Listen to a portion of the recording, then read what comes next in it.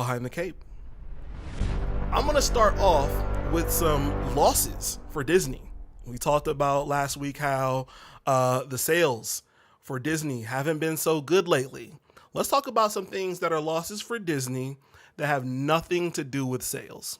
The first thing is that Mickey Mouse is now in the public domain after 95 years of Disney copyright, which means they've held on to it for as long as they could, but now it's up for fair use. And this is the Steamboat Willie version of Mickey Mouse. So like the earliest version from the 20s is now public domain.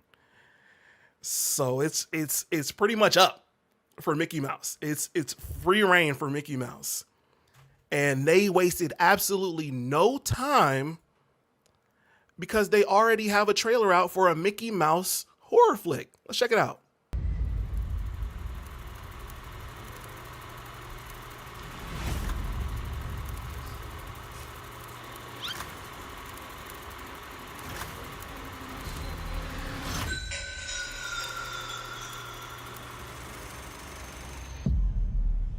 Yeah, he's like completely in love with me already. It's totally disgusting. Put the phone down! Put the phone down, please! I was like, dude, I've already started. No, Gina, turn around, please, Gina! I'll be right back. And he's dead. What? Like if he was in a horror movie, you'd never say, I'll be right back. Because then you don't.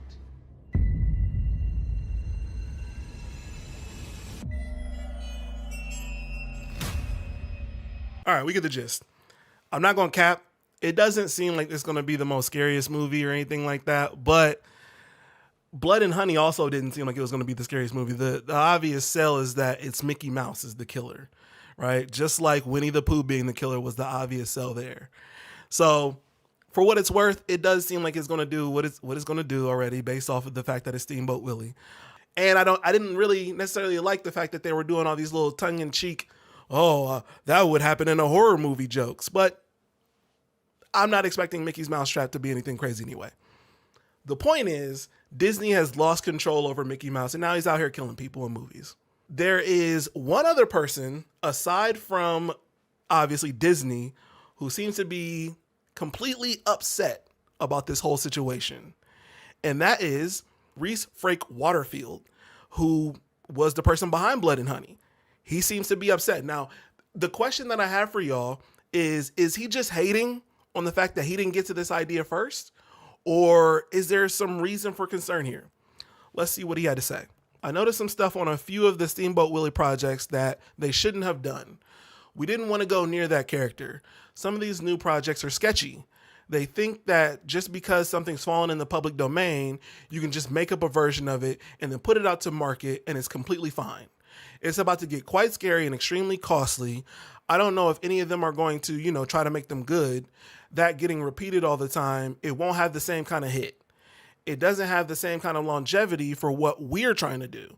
I personally believe the only way that this becomes sustainable for us making films is to really focus on doing a select few, the ones we think are best, and making them really high quality. I hear you talking about the fact that if you keep doing this with public domain characters, eventually it's going to lose all of effect. It's not going to hit the same. Got it. Who else but Mickey Mouse, right? Like Mickey Mouse is even more popular, I would say, than Winnie the Pooh. Who else would you do this with other than fucking Mickey Mouse?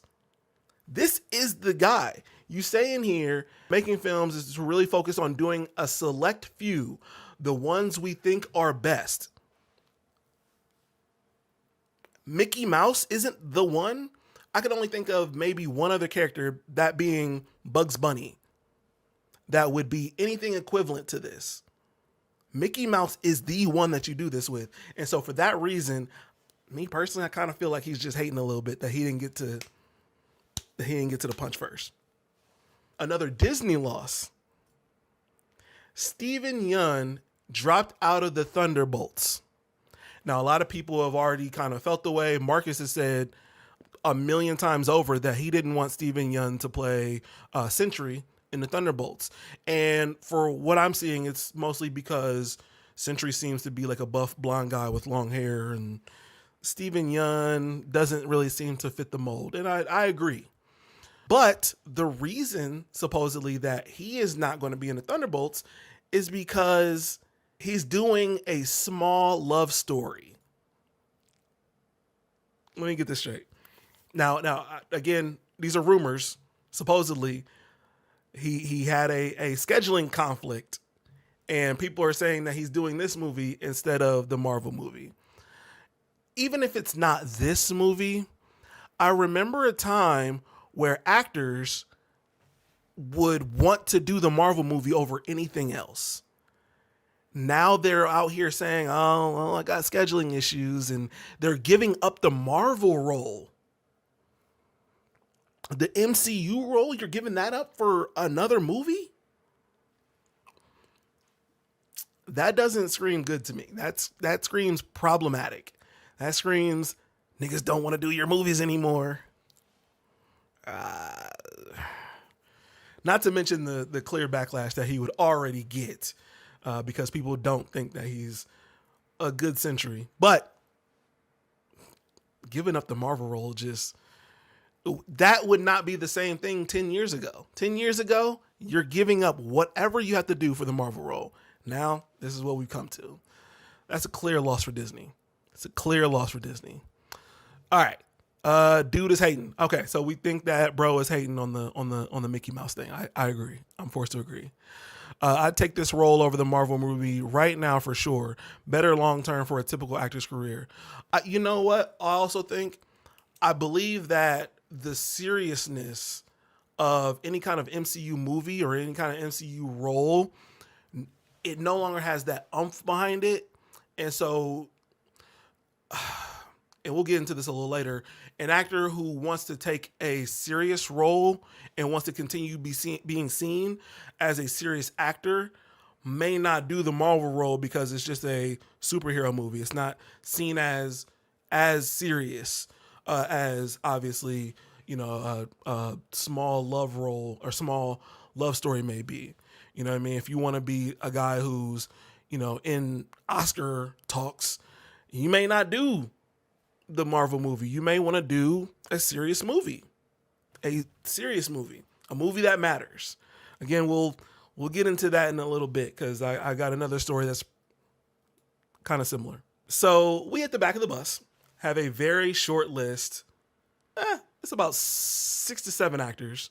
I can name a few of them off the top of my head, so don't ask me every actor, but we have a list of characters that we would like to see if they decided to recast T'Challa. That list includes Yahya Abdul-Mateen, Trevante Rhodes, Yolande Noel.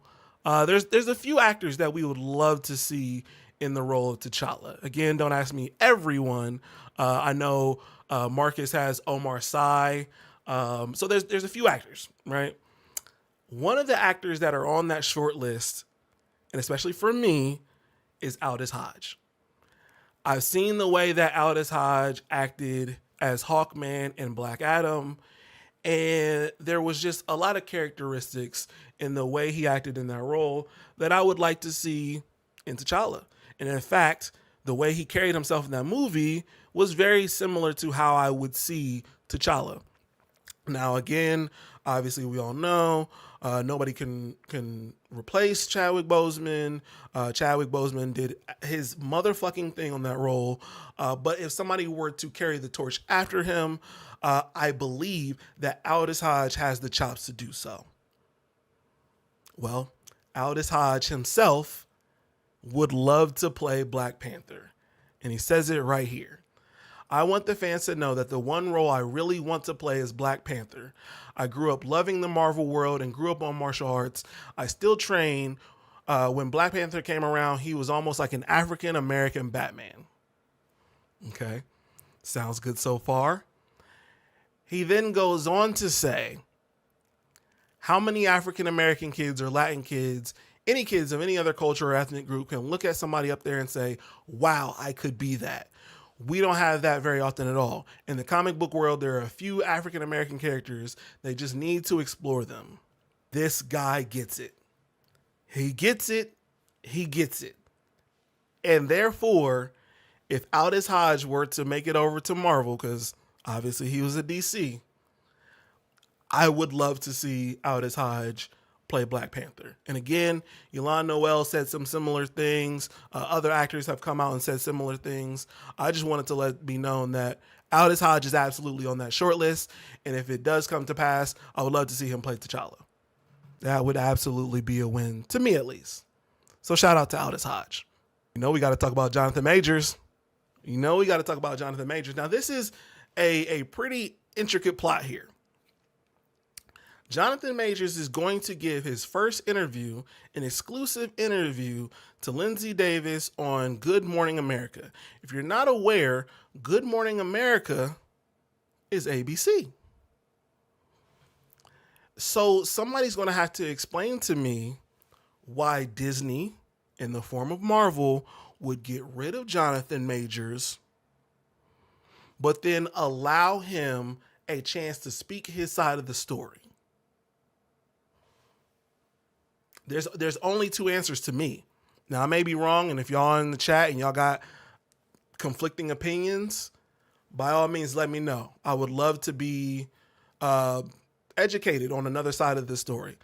But I believe either Disney doesn't really want to give him a chance to tell his side of the story, and they could give him really tough questions to answer, or, and here's something likely, is that Disney wants to at least roll out a redemption arc for Jonathan and maybe allow him to gain favor again, and then maybe we can come back to this whole Kang thing.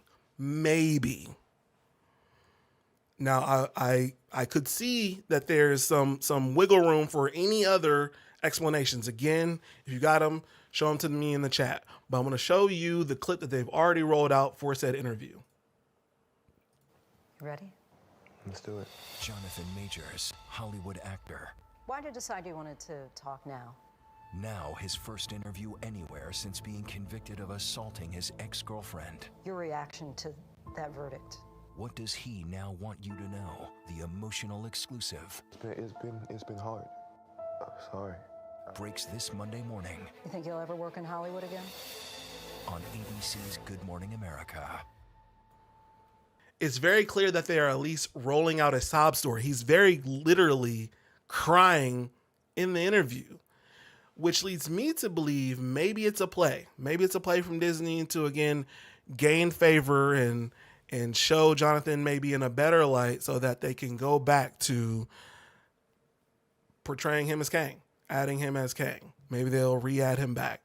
This wouldn't be the first time somebody has done something controversial and Disney and Marvel have brought them back. There was a whole situation with James Gunn and his whole pedophile schmeal on his old show, and they brought him back. So maybe they just kind of want to see what the response is from this interview, and then maybe they'll give him another shot. That's what I believe. But again, if there's anything else that y'all see, maybe y'all got a different play here. Let's take a look. Tony Robinson says Jonathan should have went on to Club Shay Shay. Not the way that Cat Williams dogged him out. They want to check the response to the interview and see if it's positive, and so at least have him reprise his role just to have him get killed in the film. Okay. Possibly. Marvel is lazy off the bag they made. Okay, yeah, that's facts. Now, the one thing that leads me to believe that maybe this isn't a play from Marvel, or maybe Marvel and Disney are putting out multiple feelers for different outcomes, is obviously they got this interview with Jonathan Majors, but there's also rumors that maybe Coleman Domingo will come in and replace Jonathan Majors as Kang the Conqueror. I don't know what's true, and apparently neither does Coleman Domingo.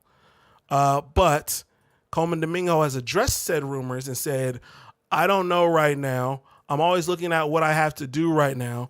I know there's talk and conversations around, and I don't know how much is true. I don't even get that from my team. I can't tell if it's true or not. So to me, maybe they're just issuing out multiple feelers to see what they should do. And then from there, they'll go off of that. Honestly, it's a good chess move. It's a good chess move from Marvel. But the best move that they need to make is to just go ahead and rehire Jonathan Majors and let him continue out his story. So simple. But, Marvel has to make things difficult. Also, one thing that I noticed from Twitter, I know Theo was talking about it, and even Marcus from our Twitter was talking about it. Homeboy from New Rockstars is out here with a new narrative. Let's check this out. Him as a greater threat than the other forms that have been defeated by like spaghettification and ants. Also, by recasting Kang, Marvel Studios would finally break its no recasting precedent. The MCU needs a new T'Challa, a new Tony Stark, new X-Men, and we shouldn't have to wait until 2030 to get them. I'm sorry, did he say that the MCU needs a new T'Challa? I seem to remember that he wasn't on the recast T'Challa train. I just want to throw that out there. A lot of people did want there to be a recasting. I disagreed with that move, and so did Ryan Coogler and Kevin Feige and Chadwick Boseman's family. They all felt that the best way to honor Boseman's legacy was to not erase his performance by casting a new T'Challa and not put this impossible burden on whoever that new actor would be to live up to that expectations, to those standards. I'm sorry, that's just not the way we should go. Instead, it seems like Coogler's taken the path of embracing the message of his first film, of sharing power, sharing responsibility among all Wakandans to carry that legacy with all the heroes that T'Challa inspired in the world. Because, this was never about one person. It was about the family, the tribe, the nation, the world. And I want to throw this out there as well. I was watching Dre Max stream. He said some true shit. How you think those big YouTube channels keep talking about the same thing? Oh, what did we think about recasting Kang? I think Kang need to be recast. Who could play Kang? Kang. Because what they're doing is programming you to think this man is so guilty, he's just replaceable. Do I like the blackwashing that went on with the character? I might not agree with it, but the man is in that position anyway, and he did a damn good job at that position. And he's earned his right because he's that damn good of an actor. Facts. Enough said. Shout out to Dre Mac. I don't see him in the chat right now, but shout out to bro. I don't think we say shout out to some of our other fellow YouTubers enough, so shout out to Dre Mac. Shout out to everybody doing their YouTube thing. But when you speak facts, I got to put it out there. This one may only be for one person, but I'm going to throw it out there. Megan 2.0 is coming out in 2025. And it seems they don't want to rush a sequel like so many other horror movies do. No. They're going to bring it out in 2025. They're going to wait a little bit, give you something to hold on to in 2025, because oftentimes we see these horror sequels and they're trash because they come out one right after another. Again, this is probably just for Marcus, because Marcus reviewed Megan, the first one. He thought it was okay. And I thought it was interesting because I do see so many times these horror movies, they just rush out sequels. And if I'm a betting man, I would be willing to bet that Megan 2.0 is going to put some things in there that causes it to be viral again. And they're going to spruce it up. They're going to give you a nice little twist. So they're doing things right. I wanted to shout that out. I thought this story was funny, so I just wanted to bring it to the world. First of all, imagine you're rich enough to own a Peloton bike. Imagine you're rich enough to own a Peloton bike and a subscription. Okay? Obviously, you get onto the Peloton, you're starting your workout, and the trainer's on there bumping music, right? Trainer's on there talking about some motivational stuff, trying to get you through your workout. And all of a sudden, said trainer starts talking about stuff, right? Obviously, in between motivating you, trainers just trying to, say things just to keep you through your exercise or whatever.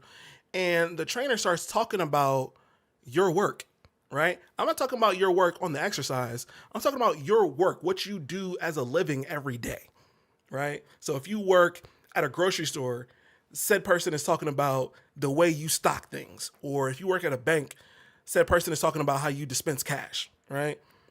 Imagine a person is talking about the way you do your job. And not only the way you do your job, but you're an expert, right? You are one of the best at your job. Imagine you're riding on your Peloton and you hear them just say, yeah, fuck what that person does at work.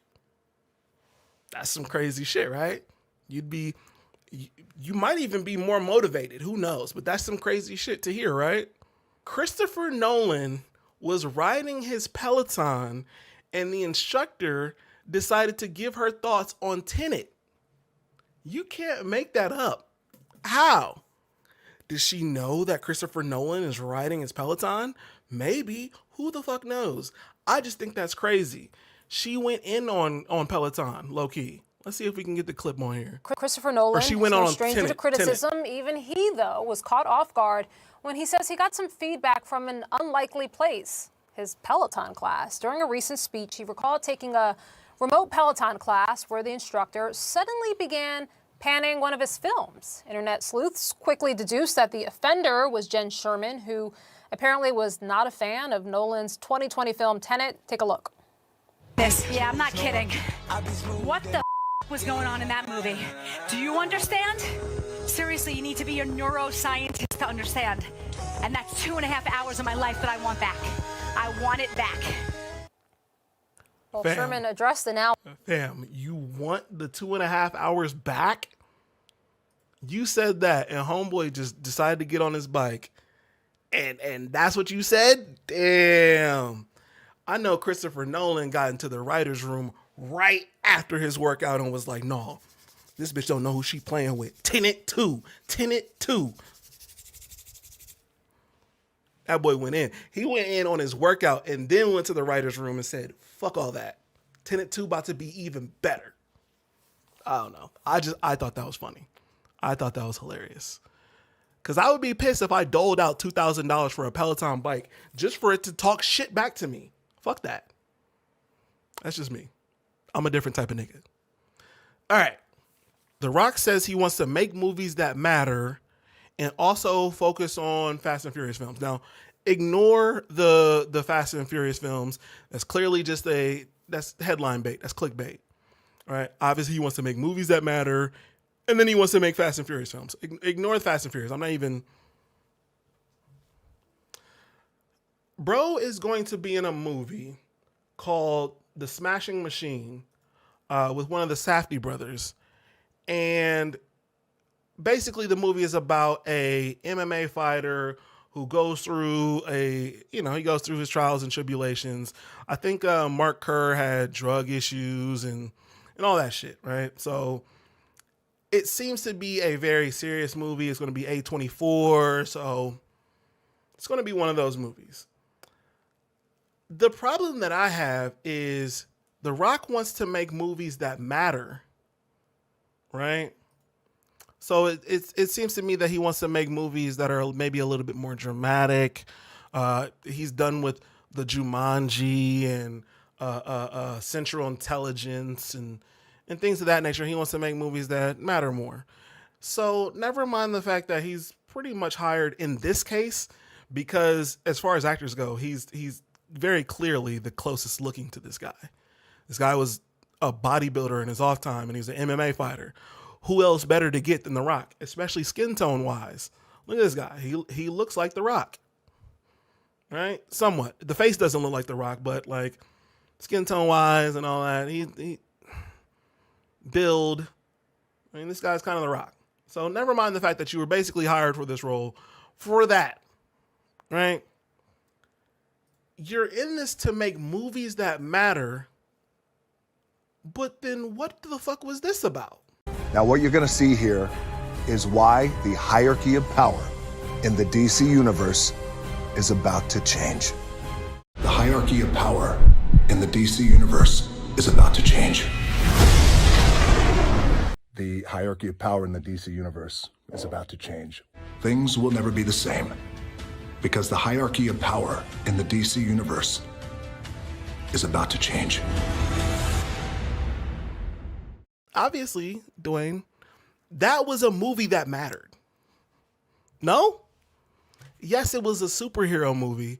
We got to get past this fact that superhero movies aren't Oscar gold, right?